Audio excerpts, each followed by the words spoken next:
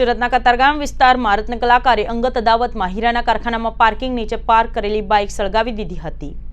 Bike સળગી જતા સીસીટીવીના આધારે કારખાનાના માલિકે પોલીસ સ્ટેશનમાં ફરિયાદ નોંધાવી હતી, જેમાં પોલીસ ફરિયાદ નોંધાવતા પોલીસે વધુ તપાસ હાથ ધરી છે। કતારગામ આંબાવાડી મીરા ડાયમંડના ગ્રાઉન્ડ ફ્લોરના પાર્કિંગમાં રહેલી બાઇક એક ઇસમે સળગાવી હતી।